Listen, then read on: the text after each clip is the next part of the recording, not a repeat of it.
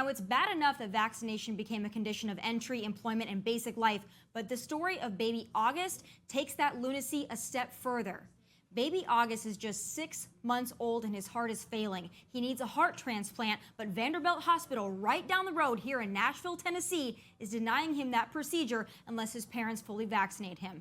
So here to tell us more and what we can do to help August is August family spokesperson and congressional candidate Robbie Starbuck.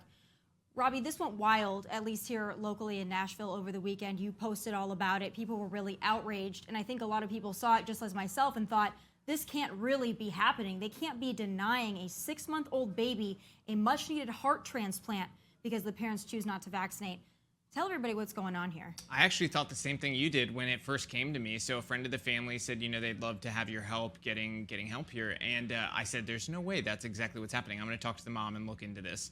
So I talked to the mom, and she lays everything out. I see everything and go, they're really doing this. And so essentially, and one of the important things here is the cardiology team has done a great job. But once it got to the transplant scenario, the transplant doctor is the one who said, no, you have to have the child fully vaccinated or he's not getting a transplant. And what is his name, just so that we're all Dr. aware? David Burrell. Okay. And so that's the story here. And essentially, he would not back down. They had multiple meetings with this doctor, and he continued to make this demand. Now, so once I got involved, I got the family legal representation, and that legal representation got in contact with Vandy. And when they did that, we did at least get over the weekend confirmation they're going to drop any sort of COVID requirement. They still say they highly suggest it, which in itself should concern everybody that a medical facility is suggesting highly that a 6-month-old child with a failing heart get a vaccine that we've seen causes myocarditis, pericarditis, and other heart issues.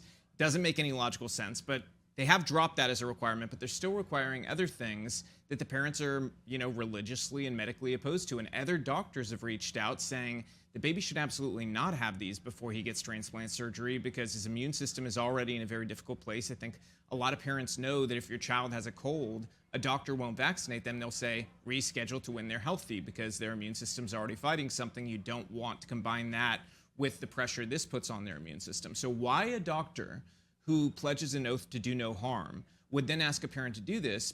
It blows my mind. So I think one of the things we have to work towards here isn't just fixing the situation for August, but it's also making sure that we get legislation down, not just in Tennessee, but nationally, that says you can never do this to a family ever again. Nobody should ever suffer what these parents are suffering through, to have to worry about their kid's life and weigh those options of, do we do something that we're morally and religiously opposed to in order to have our child stay alive, or do we stand our ground and risk that something terrible happens? And, you know, that's something no parent should ever have to decide.